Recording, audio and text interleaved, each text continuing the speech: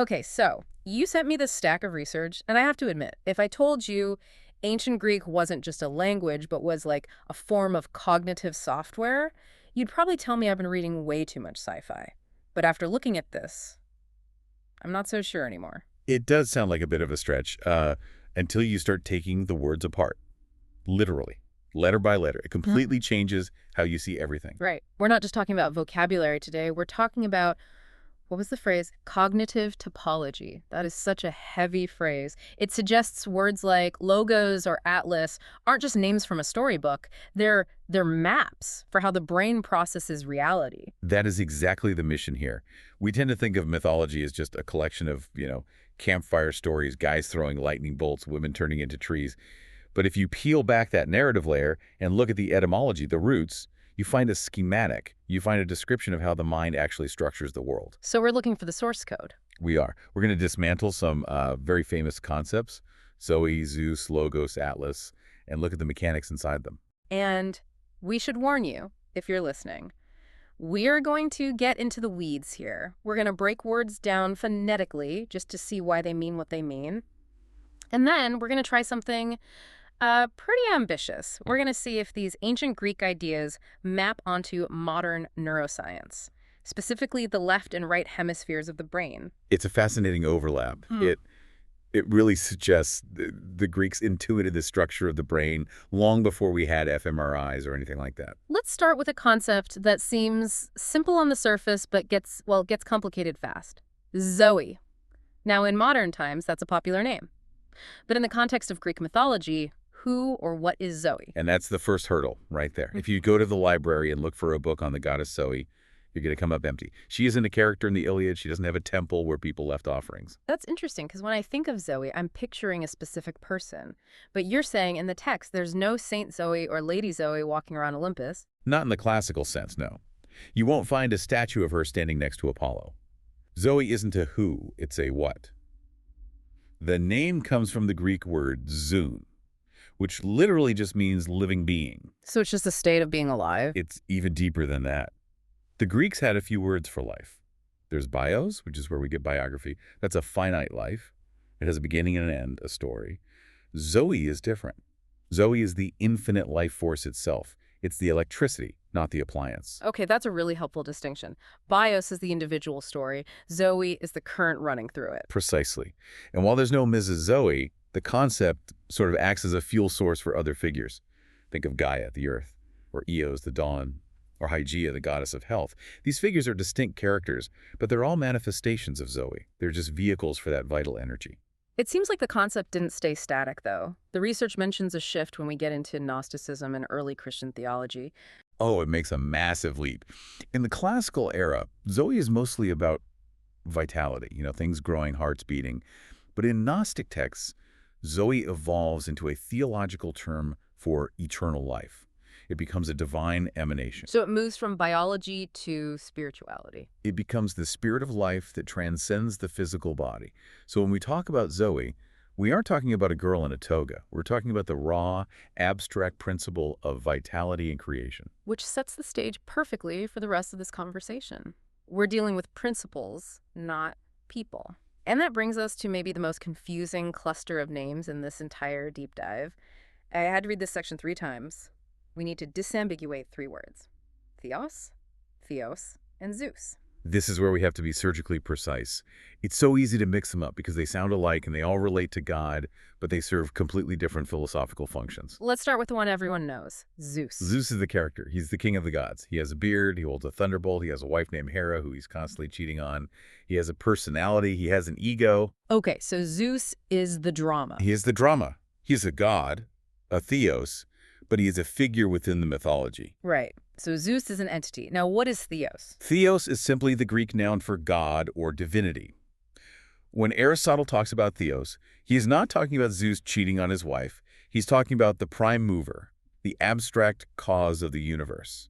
So Theos is the category, and Zeus is a specific example of a Theos. Correct.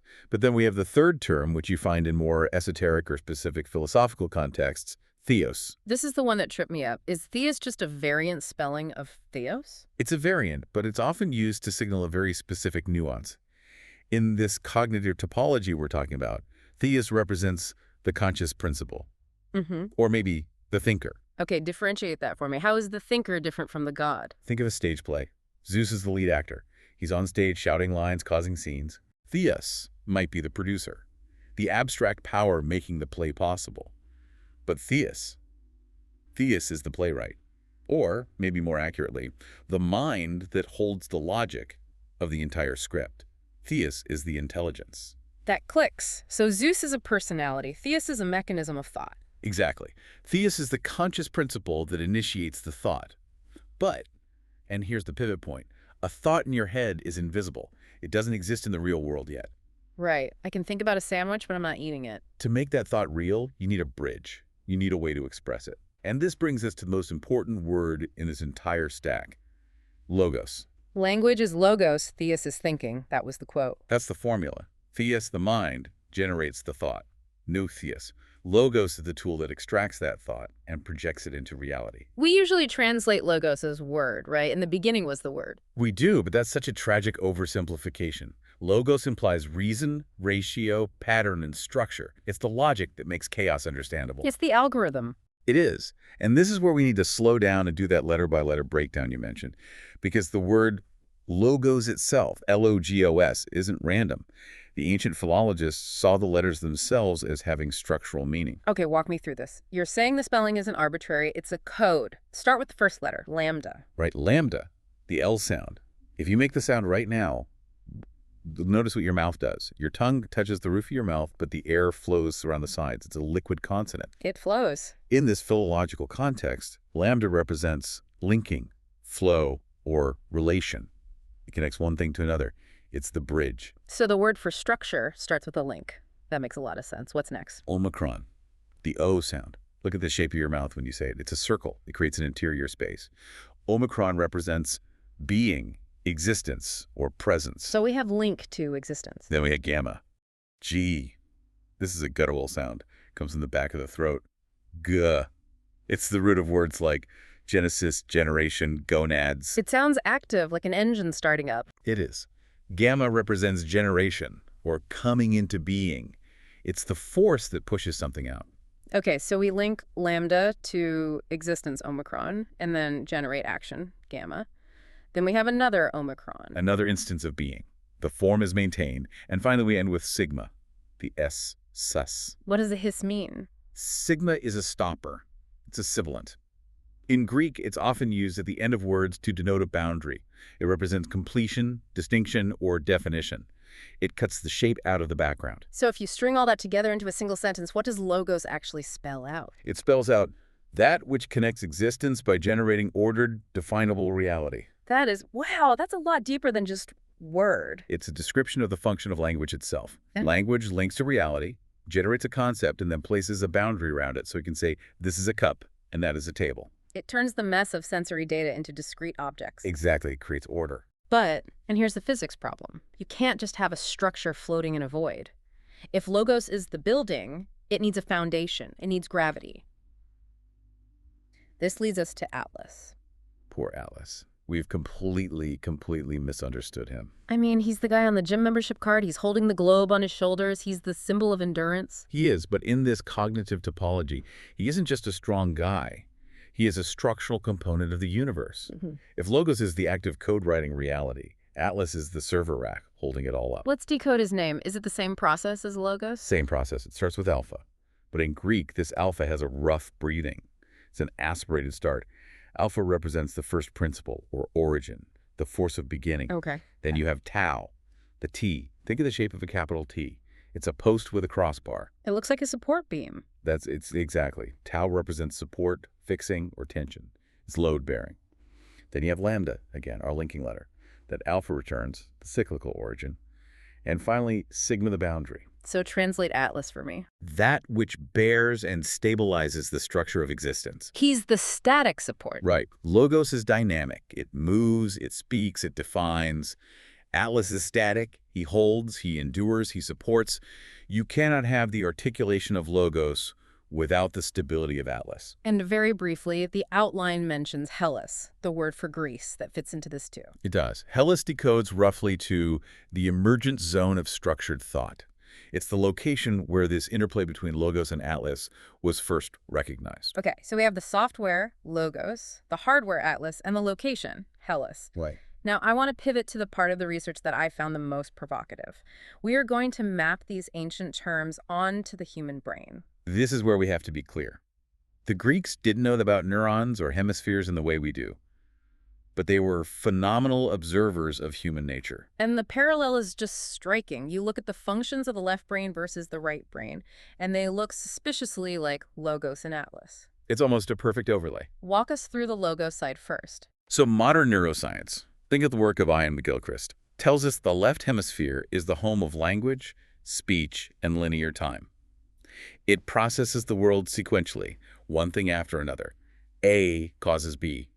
It's the part of us that narrates our lives. Yes. It likes to cut things up into small pieces to understand them. It labels.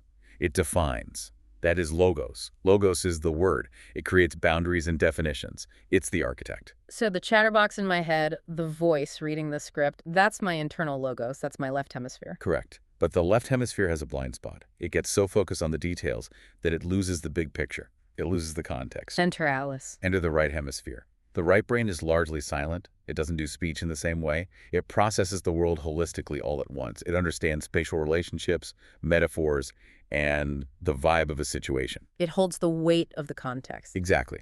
Atlas is the right hemisphere. It supports the structure. It provides the background against which the left brain Logos can speak. That is a brilliant connection.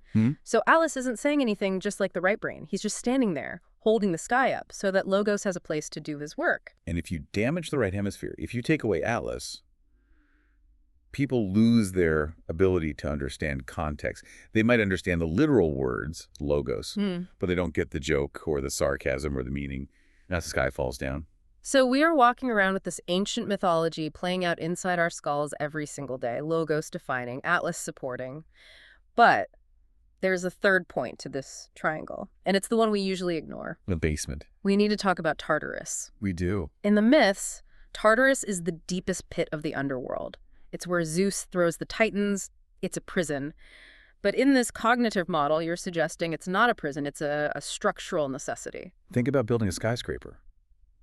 You have the rooms, Logos, you have the steel beams, Atlas.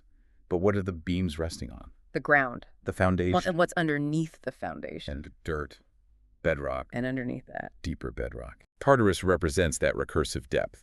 It is the axis. In this model, Tartarus isn't a place of punishment. It is the fractal axis of reality.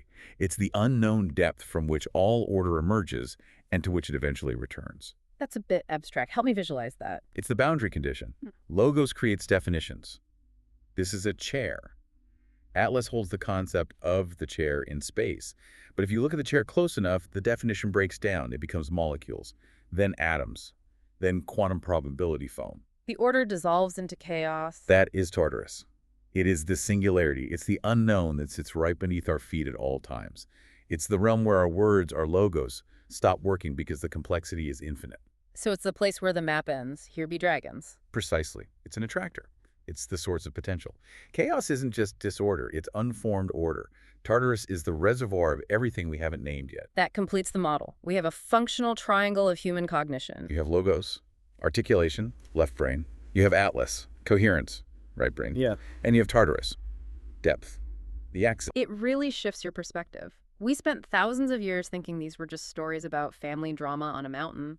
But they were actually preserving a user manual for the human mind. There's the things, Logos defines, Atlas supports, and Tartarus provides the depth. It's a complete system. It makes you realize that speaking, just using language, is a much more powerful act than we give it credit for. When you name something, you are pulling it out of Tartarus. You are. You're acting as a mini Logos. You are taking the infinite chaos of sensory experience and collapsing it into a defined reality. You are building the world. Which brings us to the final thought I want to leave with you today. We live our lives thinking that the world is made of things. Cars, trees, phones. But if this model is right, the world is made of words and structures that our brains project onto the chaos. We only see what we can name. So here's the question. If language is the only light we have to see the room, how much of the world exists simply because we have the words to define it? And, perhaps more hauntingly, what massive structural realities are sitting right there in the Tartarus of your life, completely invisible, simply because you haven't found the name for them yet? That is the ultimate question. The unknown isn't far away. It's just unnamed. Something to think about next time you're struggling to find the right word. Thanks for diving deep with us today. A pleasure, as always.